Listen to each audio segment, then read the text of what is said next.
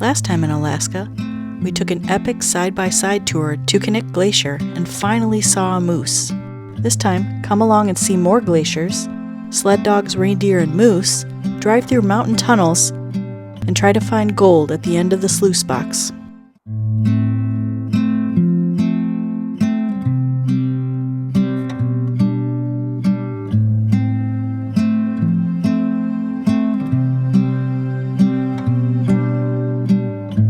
On this day, we took the scenic drive along Glen Highway to Matanuska Glacier, stopping along the way for pictures of the glorious views.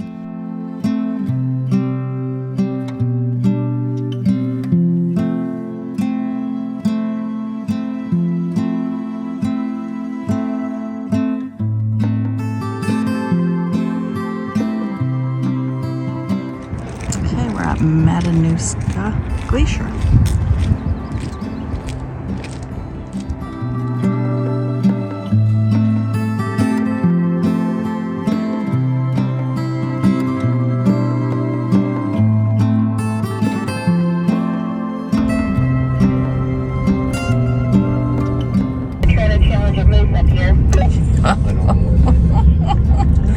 Oh gosh, look at it just sitting there. Oh, people are like, get away, moose.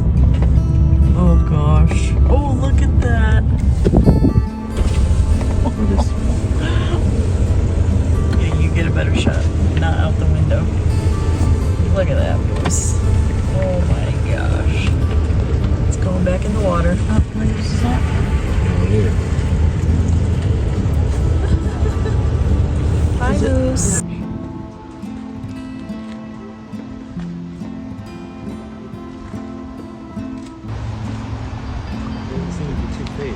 Nope. Not at all. The mountains were just spectacular. On every side, everywhere you looked, there they were.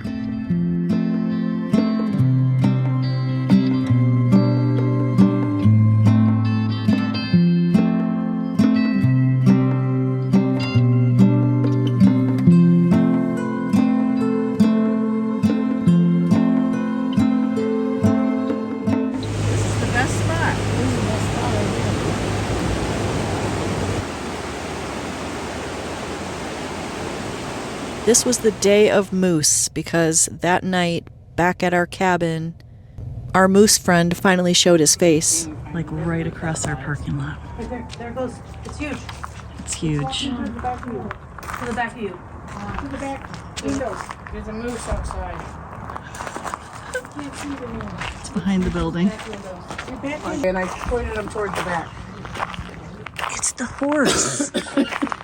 The horse came to visit.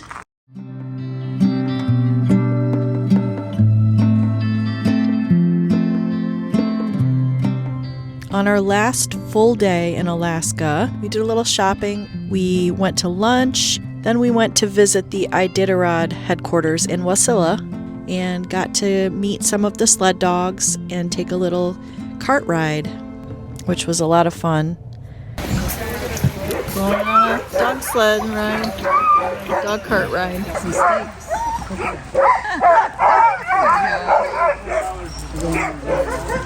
Those ones are frozen steaks. Me too. Yeah. See, these two puppies haven't that much experience getting snacks. We give them snacks like this every 2 hours on a run in the winter, and they've never done 2-hour runs, so they're like, takes them triple as long as the veterans do. And wolf it down pretty quick. Up, tail. Ready, guys?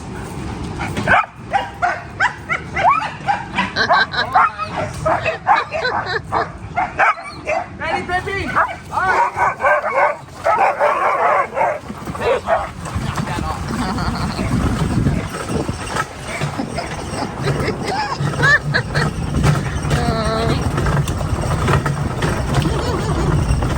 Cute. Look at their little legs. Everybody active through the summer here. Yeah. Hang on, guys. We got a fast curve here.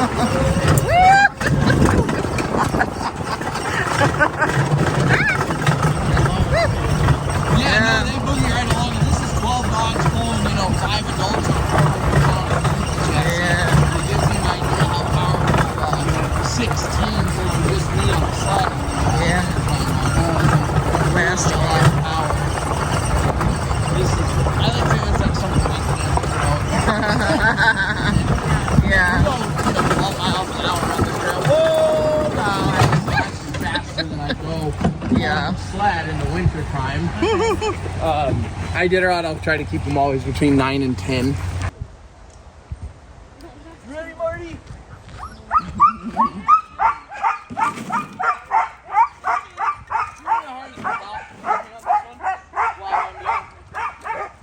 Ready, Granite? All right. Incoming.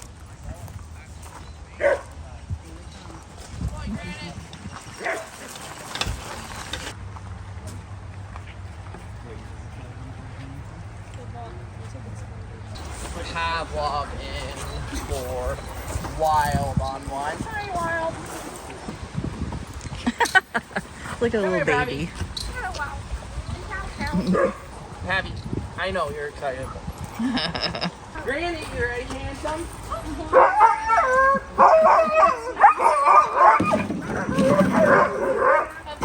It's the only place they have sweat glands other than the tip of their nose.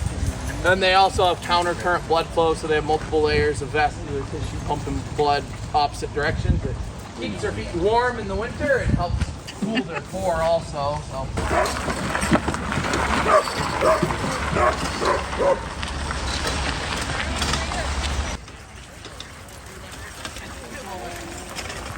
He's just 5 years old. One is a 2-year-old, and he's a very white Pip here is my very fastest Iditarod leader.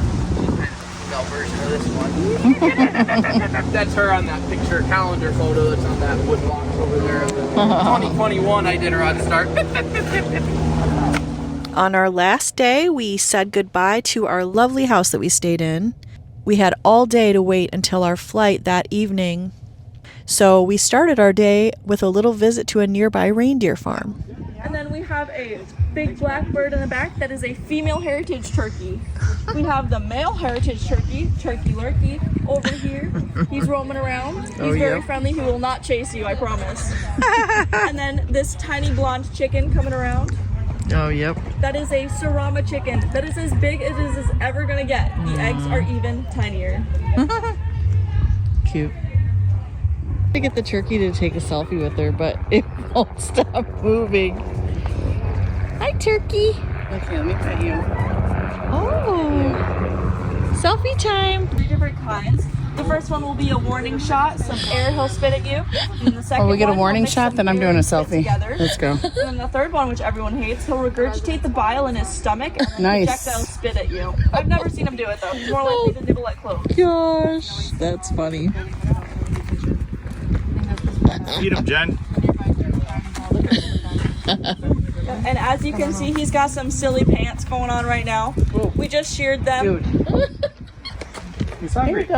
Ulysses absolutely hates being sheared. He'll scream bloody murder while it's happening. So we do it just enough to keep him cool.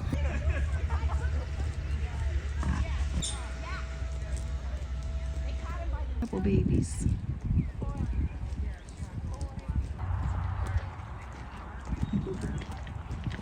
It's almost like that velvet is like a, Yeah. I like to think like it's like a heat sensor. So if I come up to touch him, he knows exactly where his antlers are and he's going to move away from me. So they don't like it because it hurts. And I stand like this just because it's comfortable. And I'm standing here and he will rub on me. And I let him because it also is very itchy. It's really interesting. Every year. So they grow all summer long. The boys started growing sometime in March, usually early March. The girls didn't start growing their antlers until they had their babies sometime in April. So within a couple days after having their babies, their antlers have fallen off and then they start regrowing right away. So that's why the females are smaller. It's all very hormone based. So during the summer, they're growing. This is all full of protein and vitamins to help with that antler growth. And then they go through their breeding season, and they've already scratched their velvet off. Usually first part of August, and so they have a breeding season September, October, usually November, mid to late November. Those boy hormones have kind of got back to level again, and that's when they start shedding their antlers in September, November. Interesting. The girls will shed them in sometime in December. If they're expecting babies, they keep them until the babies are born. Aww.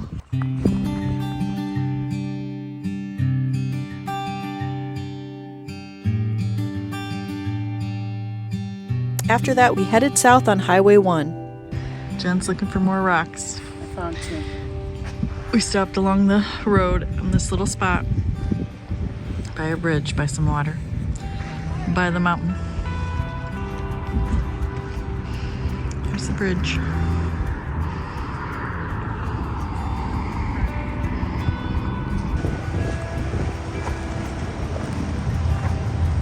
Can't see how clear this water is. Beauteous.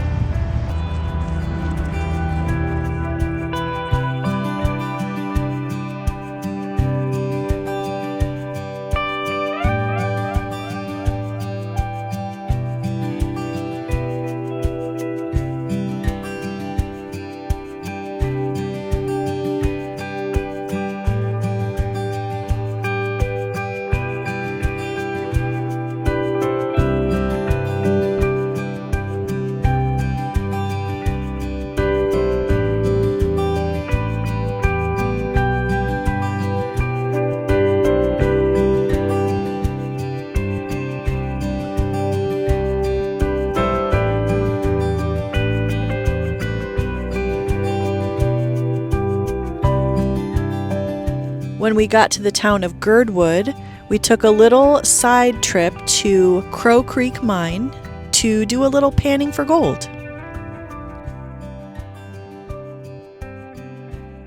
I want to make sure I got all my panners here. I'm just You watching. can drop that right by that barrel for me. Did you have fun? Absolutely. Awesome. Are we rich now? Oh, that's not what I asked, is it? We had a rich experience. You created some golden memories. There you go. There are 4 basic steps. This is how I do it. Start with a handful, don't load it up. We're gonna wash. Everything's covered with water, everything's in motion. That's gonna help that heavy gold drop to the bottom, which is what we want. Lots of water, lots of motion while we're washing. That water's gonna get muddy. We're gonna change it out for some clean and keep washing. We're gonna change that water out as many times as it takes until everything in that pan is clean and the water's getting clear. When that happens, I like to use my fingers kind of like a comb or a rake, and we're gonna get rid of those big rocks.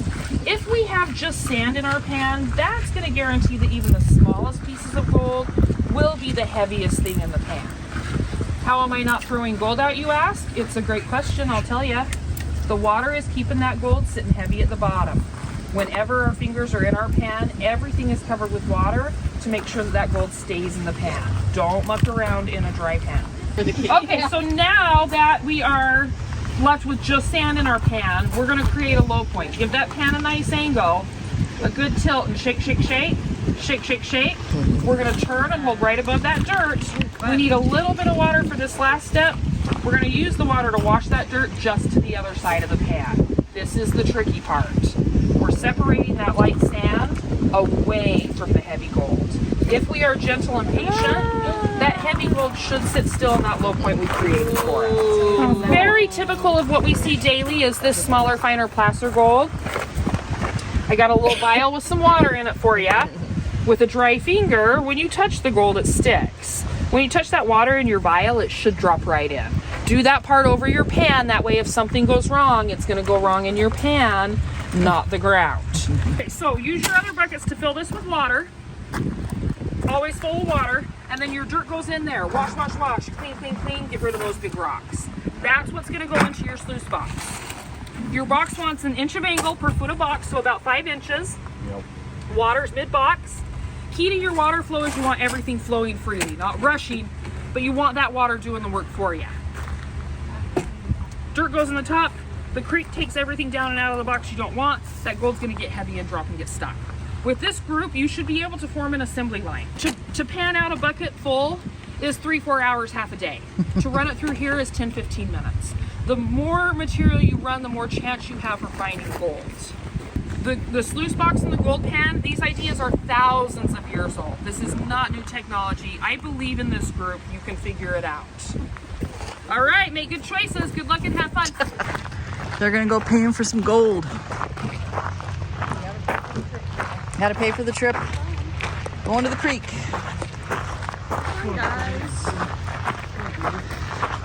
I'm gonna document it all when they find all the big gold.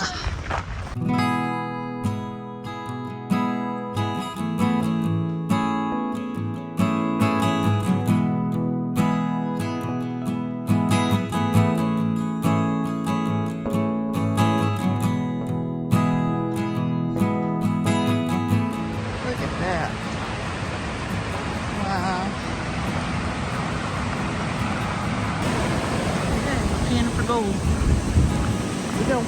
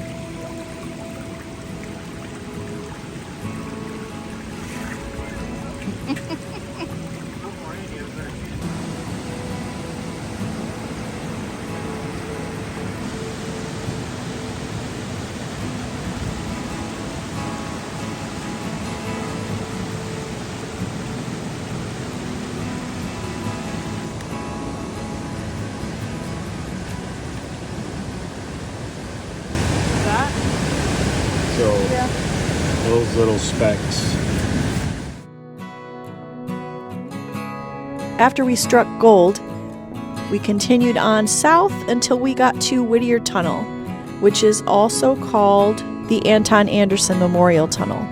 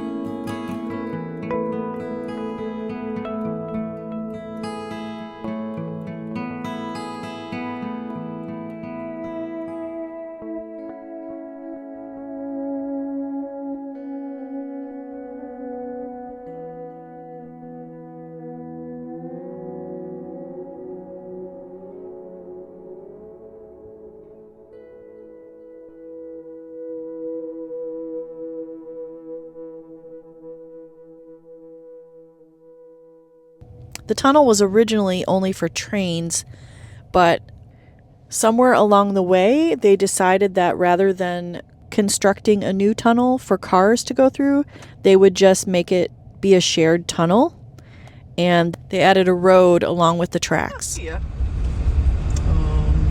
we're driving on the railroad tracks. Oh my gosh. So we must share the tunnel with the It's a one-lane railroad. thing we share with the railroad. That's Train's not weird. coming towards us. Okay. Yeah. Oh, that's crazy. We don't know how long this tunnel is. We didn't look ahead of time. We got no stats. We have no service. No info. Yeah, we have. We're going a good speed. It's under. Yep, we're under the 25. You know that we're inside of the mountain. We were driving on train tracks. Yep. And that's all we got. Can we stop and take pictures? Well. What? So far, we were in that tunnel for almost 3 minutes. Okay. Oh yeah, mine says 3:05. Wow. Gosh, it goes forever. The good part is we have to go through it again. That's You true. do? How are you Yeah. gonna get to the other How are we side? gonna get back to the airport? Can we see the light at Nope. Just more lights along the top. We're at 4 minutes. Yeah. I can't even imagine. Tunnel from crumbling. Building this. Like, how Very slowly. Carefully. With a little dynamite, probably. a lot of dynamite. We're at 5 minutes in the tunnel. It's the longest tunnel known to man. I know. We gotta find the stats on this afterwards. No. 6 minutes. Do I see the end? I think there's a light at the end of the tunnel. I see some light at the end of the tunnel. So probably 7 Oh, 7 minutes. 7 minutes-ish. Yeah. We made it. I wonder how much gold they found when they made this tunnel. That's a good question. Oh gosh. Oh, it's literally there's railroad tracks and then we go off on our own. Uh-huh. Wow. That's craziness. Huh. We're on the, oh, That look at took the glacier 7 over there. minutes and 30-some seconds. You can see the glacier over here. Sweet. We came out of sound the effects. tunnel and we got to see more beautiful snowy mountains and a glacier on top of that. Oh, we gotta turn around. I wonder what it's called, if it has a name. Oh, there it is. Look at that. Let me get it. It's pretty cool. It's a cool. Can't get it. Never mind. We took a little drive through Whittier and then turned around and headed back. You get snacks. All the waterfalls. Did they get snacks?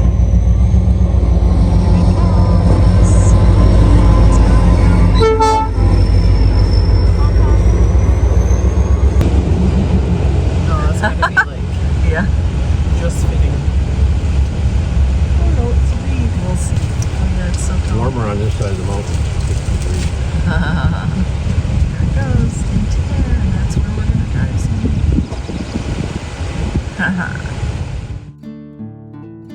Highway 1 is a beautiful drive. We had some gorgeous scenery along the way, and we finally made our way to the airport in Anchorage and had some dinner there at the airport before our flight.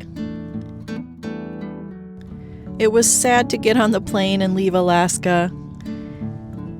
I knew I was going to miss seeing the mountains all around me every day.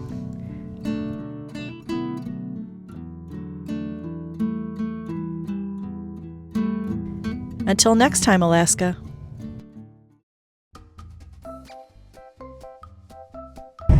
Found the Apple Maps vehicle. It said Apple Maps on the side. It's got a little camera. I saw that too, but I didn't catch it. Interesting. There we go. Jay's calling the Is that a moose call? Sure.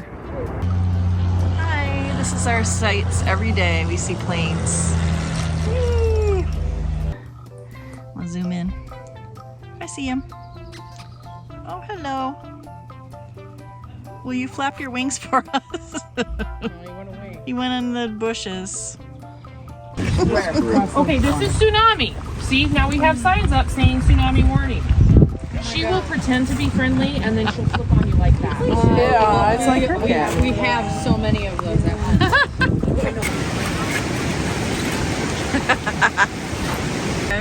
That's fine. Back and forth one.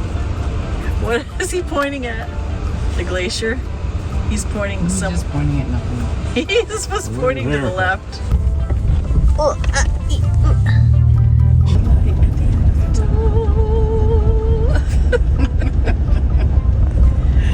We're gonna be following the train through. Train go first. Nice. Chugga chugga choo choo. Here comes. The train's gonna come and go through there in front of us. I hear it. When we went to